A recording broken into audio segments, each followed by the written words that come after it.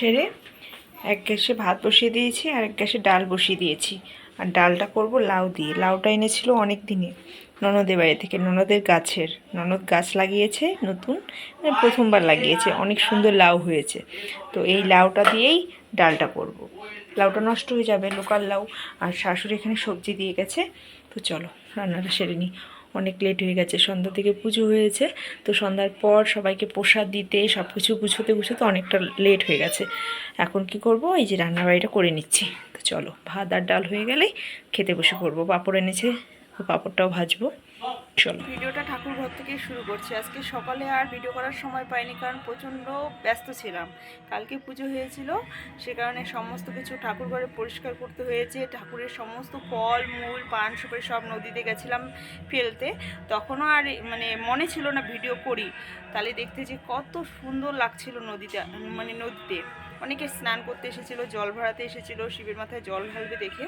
তো যাই হোক, আমি সমস্ত কাজ বাজ সেরে পুজো করা হয়ে গেছে, বাড়িতে পুজো করেছি। সত্যি ঠাকুর পুজো করাটা না আমার মন শান্তি হয়ে গেছে। আর পুজোটা যদি ভালো হয় আরও বেশি ভালো লাগে, শান্তি শান্তি লাগে মনে। তো আজকে পুজোটা বাড়িতে করেছি। প্রথমে যাব এক জায়গায়, যাব জল ঢালতে, অবশ্যই তোমাদের সাথে শেয়ার করব। কিন্তু সত্যি বাড়ির পুজোটা যে এত সুন্দর হয়েছে আমার খুবই ভালো লাগছে। চলো আমি দেখিয়ে দিই আমার ভোলেনাথকে, বাড়ির ভোলেনাথকে। তো বন্ধুরা চলো, তোমাদের সাথে আমি আমার পুজো ঘরটা, মানে ঠাকুর ঘরটা শেয়ার করি, কীভাবে পুজোটা করেছি। খুব সুন্দর হয়েছে। চলো চলো।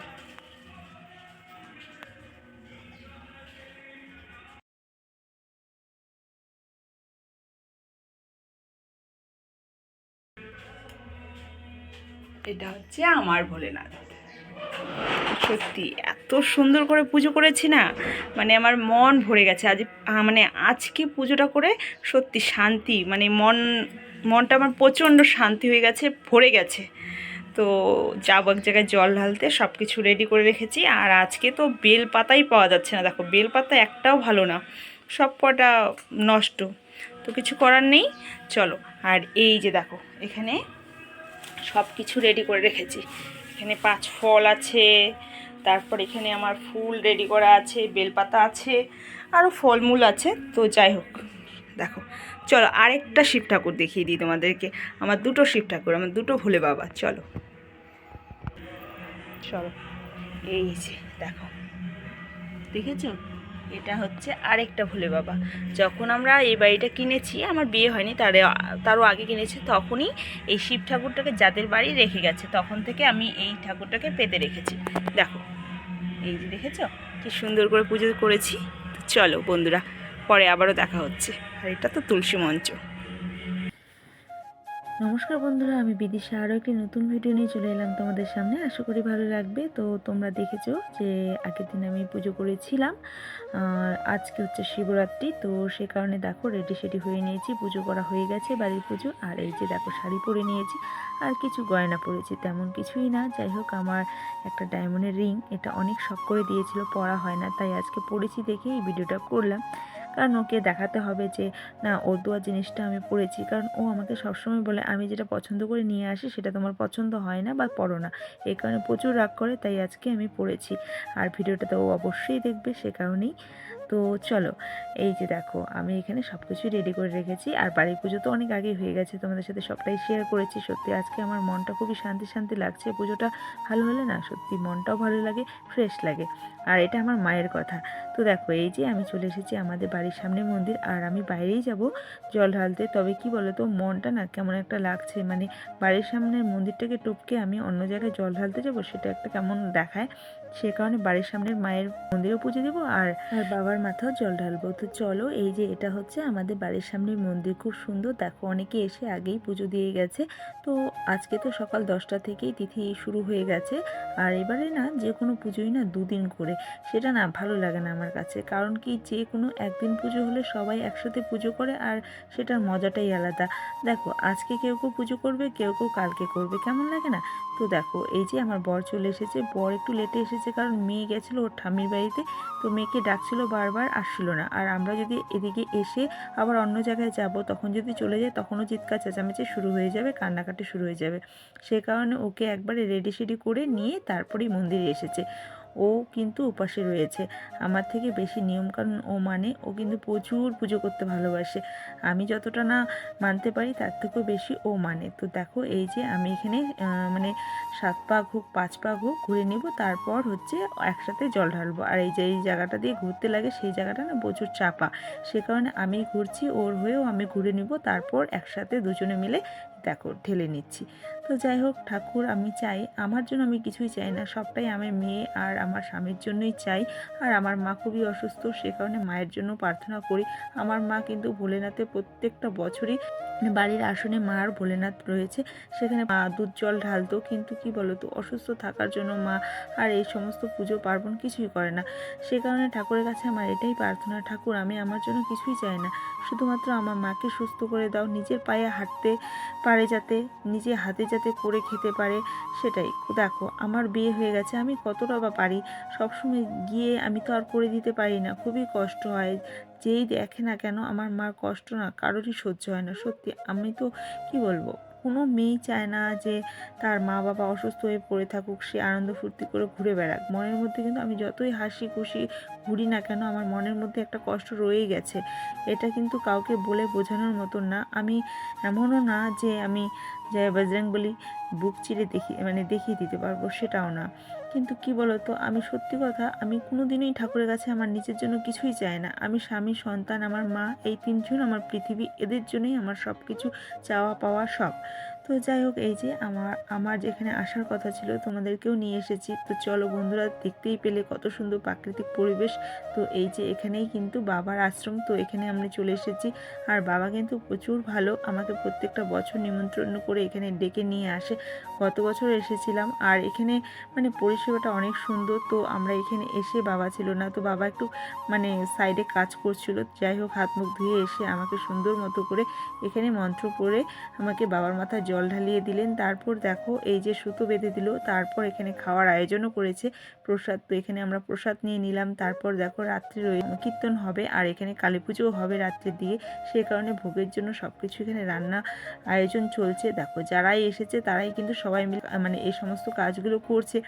তো চলো, আমি শুধুমাত্র কিছু করে দিতে পারিনি, যাই হোক এখানে আগের থেকেই এসে তারা করছে। তো যেই করুক না কেন, যাই হোক করলেই ভালো ঠাকুরের জন্য। ঠাকুরের জন্য কে কয়জন করতে পারে বলো, সবার ভাগ্যে তো আর জোটে না। তারপর এই যে আশ্রমটা ঘুরে ঘুরে দেখছিলাম, এদিকে আমার মেয়েও দেখো পিছে পিছে চলে এসেছে। তো ঘুরতে ঘুরতে একটা সুন্দর জিনিস দেখতে পেরেছি। সুন্দর জিনিসটি হলো এই যে সিঁদুরের গাছ। দেখো আমার কত সৌভাগ্য না, জল ঢালতে এসে একটা সুন্দর জিনিস দেখতে পেরেছি, তাই তোমাদের সাথেও শেয়ার করলাম। বন্ধুরা দেখো, এটা হচ্ছে সিঁদুর গাছ, অনেক সুন্দর সিঁদুর গাছে সিঁদুর ফল ফুটেছে। যাই হোক এই সিঁদুরের মানে ফলের যে রসটা, সেটাই কিন্তু আজকে আমাদেরকে এখানে বাবা আর কি, বাবার মাথায় জল ঢালার পরে আমাদেরকে পরিয়ে দিয়েছে। তো খুব সুন্দর পেকে পেকে রয়েছে। তো দেখো এখানে আরেকটা গাছ রয়েছে, এই গাছটা দেখতে গিয়ে তো আমি এখন এত বড় বিপদের হাত থেকে বেঁচে গেছি। ছোট ছোট কয়েকটা বাচ্চা ছিল আমার পাশেই ছিল, তো এখানে না কারেন্টের তার ছিল, আমি তো আর জানি না। তো সেখানে মানে ঘুরে ঘুরে দেখবো গাছটাকে, তার আগেই কিন্তু বাচ্চাগুলো আমাকে বলে দিল যে এখানে কিন্তু আন্টি যেও না, এখানে কিন্তু তার রয়েছে। দেখো কত বড় একটা বিপদের হাত থেকে আমি রক্ষা পেলাম। যাই হোক সবটাই বাবার কৃপা। তো এখানে এসে আমি আর একটা ভুল কাজ করেছি। ভুল কাজ বলতে, আমার বর কিন্তু বলেছিল ওই জিনিসটা করতে না, তবুও আমি করেছি। হ্যাঁ আমি করেছি, কিসের জন্য সেটাও কিন্তু আমার ভুল না। কি হয়েছে, রাত্রে তো কালী পুজো রয়েছে, নতুন একটা কালী ঠাকুরের মূর্তি এনে রেখেছে, যেটা প্রতিষ্ঠা করেনি।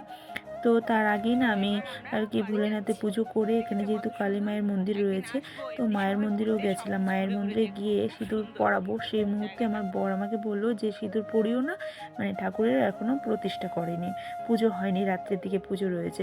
তখন না আমি আমার বরকে বলেছিলাম, দেখো সিঁদুরটা মানে সিঁদুরটা হাতে নিয়েছি, ফোঁটাটা দিব, সেই সিঁদুরটাকে কেমন করে ঘুরিয়ে নিই। তো যাই হোক পরিয়ে দিই, মানে পরানোর ইচ্ছে হয়েছে, পরিয়ে দিই।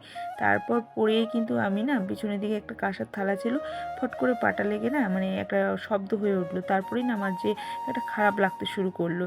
কিন্তু কি বলো তো, আমিও তো আর ইচ্ছে করে ভুলটা করিনি। হ্যাঁ আমি জানি আমার বর বাধা দিয়েছে, কিন্তু আমার হাতে যখন নিয়েছি তখন আমার খুবই পড়াতে ইচ্ছে করছিল, সেটাই। তারপর আমি গুরুদেবকে বলেছিলাম যে গুরুদেব আমার না একটা ভুল হয়ে গেছে। তারপর গুরুদেব, আমি দেখো আমি তো আর সত্যিটাকে চাপিয়ে রাখিনি, আমি যেটা আমার মনের মধ্যে একটা নাড়া দিচ্ছিল, তো আমি সেটা আমি বলেও দিয়েছি। আমি জানি এই জিনিসটা আমার সারা দিন আমার মন ভালো থাকবে না বা ভালো লাগবে না, সে কারণে বলেছি। বলার পর গুরুদেব বলেছে যে ঠিক আছে, তুমি তোমাকে বলে দিয়েছো, কিচ্ছু হবে না। তো যাই হোক, কিচ্ছু হবে না তাতে। সেটা বলার পরে আমার মনটাও হালকা হয়েছে। তো যাই হোক বন্ধুরা, তোমরা তো দেখলেই পরিবেশটা কতটা সুন্দর। আমার ইচ্ছে রয়েছে আরও একদিন যাব, অনেক সুন্দর ভিডিও রিলস সব কিছু করতে পারবো। তবে কি বলতো, একা একা যেতে ভয় লাগবে, বা আমার বর তো আমাকে নিয়েই যাবে না রিলস বানাতে। যাই হোক, সবাইকে বলবো একসাথে যাওয়ার একদিন প্ল্যান করব। আর জায়গাটা না খুবই সুন্দর, বাইরে থেকে বেশি একটা দূরে না, সামনেই। তোমরা হয়তো অনেকেই চেনো জায়গাটা, যারা চেনো অবশ্যই কমেন্ট করো তো। আর যারা চেনো না তারা তো চেনোই না, জানি এটা আমাদের বাড়ির সামনে।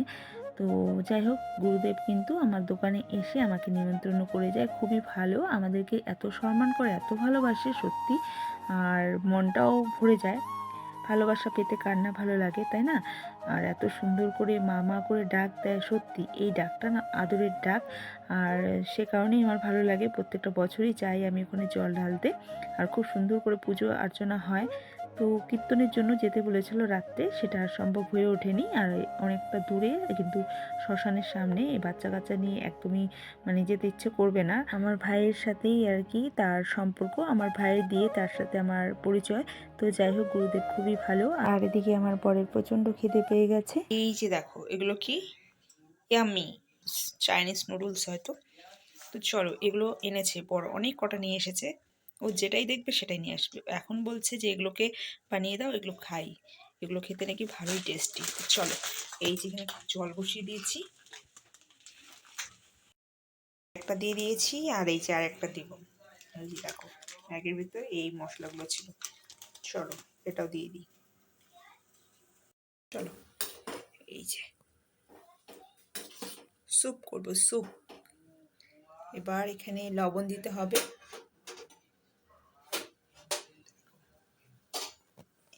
এই যে মশলাগুলো, এই মশলাগুলো দেব। কি মশলা আছে, hot and spicy flavour, hot and spicy flavour. তারপরে এটা হচ্ছে একটা এমনি মশলা, হয়তো জানি না, প্রথমবার খাচ্ছি। চলো, ও এখানে আবার না না, দুটোই একই। চলো, এই যে শুধু লাল টকটকা মশলা দিয়েছি।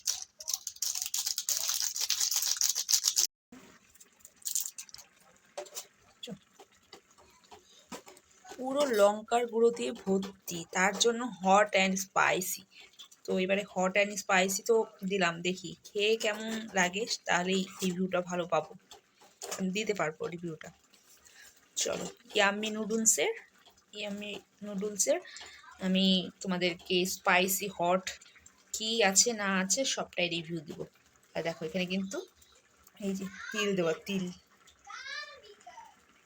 চলো, বেড়ে নিয়েছি, একটা মেখে দিব, শুধু ট্রাই করতে দিব, নাহলে এখনই কান্না করবে, খেতে তো পারবে না। যাই হোক, খেয়ে দেখবে আগে। এটা বরের জন্য, আর আমার জন্য রেখেছি। চলো দিয়ে আসি, চলো। এখান থেকে বলো স্ন্যাক্স, স্ন্যাক্স থেকে আই লাইক পুরো ঝাল, মানে এটা বাচ্চারা একদমই খেতে পারবে না, প্রচন্ড পরিমাণে ঝাল। আমার ম্যাগি হচ্ছে আমার মেয়েটা একদমই খেতে পারেনি, ওকে দিয়েছিলাম, ওর বাবাকে দিয়ে দিয়েছি। প্রচন্ড পরিমাণে ঝাল, প্রচন্ড ঝাল। কি দেখবা ঝাল, ম্যাগিটা কি ঝাল? হুম, কিনা এটা রিভিউটা না মিষ্টি, খুব মিষ্টি। মিথ্যা কথা বলে একদম। এদিকে তাকাই বলো। হ্যাঁ, সম্পূর্ণ মিথ্যা কথা, অ্যাক্টিং বেশি। মিথ্যা কথা আমি বলছি না, মিথ্যা কথা বলছে ও, কারণ জিনিসটা তো ও এনেছে। যদি ভালো হতো তাহলে তো ভালো, আর খারাপ, এখন খারাপ তো বলতে পারবে না, কারণ জিনিসটা তো ও এনেছে না, সে কারণে। প্রচন্ড পরিমাণে ঝাল, তবে টেস্ট আছে, কিন্তু বাচ্চাদের পক্ষে একদমই না, আমরাই খেতে পারছি না। মানে একটা মশলা দিয়েছি দুটো প্যাকেটে, দুটো দিলে তো একদমই শেষ, আমরাই শেষ হয়ে যেতাম। তো যাই হোক, এমনি ভালো, কিন্তু প্রচন্ড পরিমাণে ঝাল। লেখাই আছে স্পাইসি হট। দেখো, ঝাল খেয়ে আমি নিজেই কথা বলতে পারছি না, আমার গলার ভয়েসটাই চেঞ্জ হয়ে গেছে। তো বন্ধুরা, এটাই ছিল আজকের ভিডিওটা।